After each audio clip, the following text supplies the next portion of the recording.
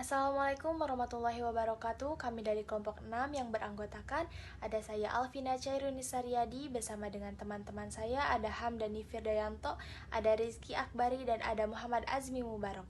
Izinkan kami untuk mempresentasikan hasil diskusi kami mengenai evolusi dan kinerja komputer masa kini.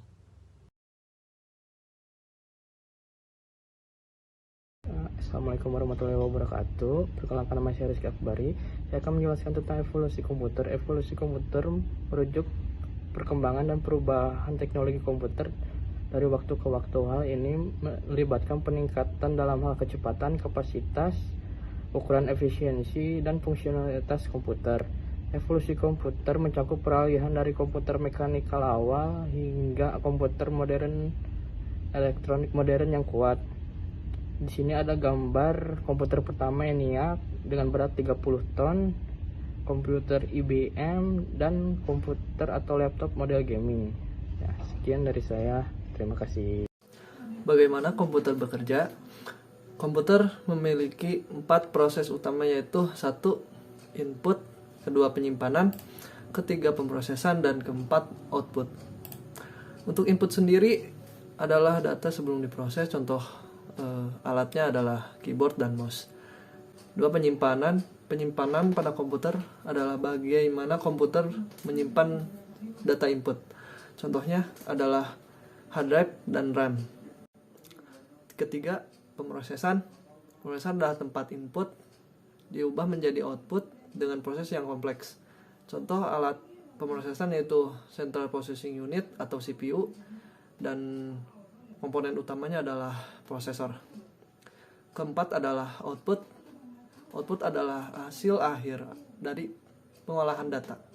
Itu bisa apa aja, dari gambar, video, atau konten, audio, bahkan kata-kata yang diketik menggunakan keyboard. Seorang juga dapat menerima output melalui printer atau proyektor. Perkembangan perangkat komputer saat ini, komputer memiliki 2 perangkat utama, yaitu perangkat keras hardware dan perangkat lunak software. Untuk perangkat keras sendiri, contohnya ada sebuah printer yang menyediakan fitur untuk memudahkan mencetak dokumen, scanning, hingga fotokopi. Ada juga keyboard.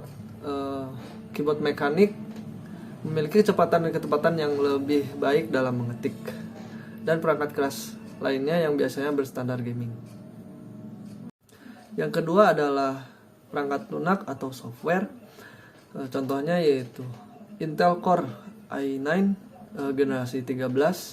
Prosesor tersebut diperkenalkan sebagai yang tercepat saat ini sebab mampu memberikan frekuensi turbo hingga maksimum 6 GHz tanpa overclocking.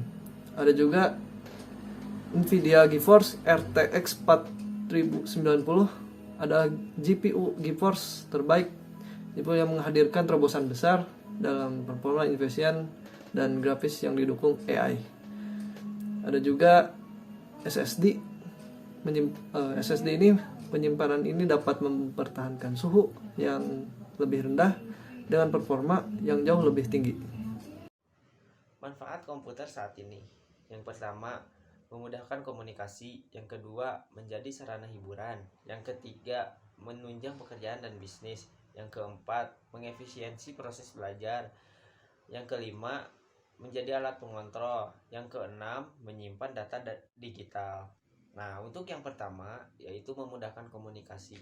Selain handphone, komputer juga bisa kamu gunakan untuk berkomunikasi dengan orang lain. Contohnya menggunakan aplikasi meeting seperti Zoom, Google Meet, dan lain-lain.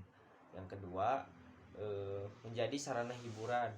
Nah, dari era 90-an hingga saat ini, komputer juga salah satu media yang bisa kamu gunakan untuk bermain game dan live streaming. Nah, untuk yang ketiga, menunjang pekerjaan dan bisnis. Digunakan untuk membantu pencatatan keuangan hingga perhitungan dan mempercepat transaksi. Yang keempat, mengefisiensi proses belajar.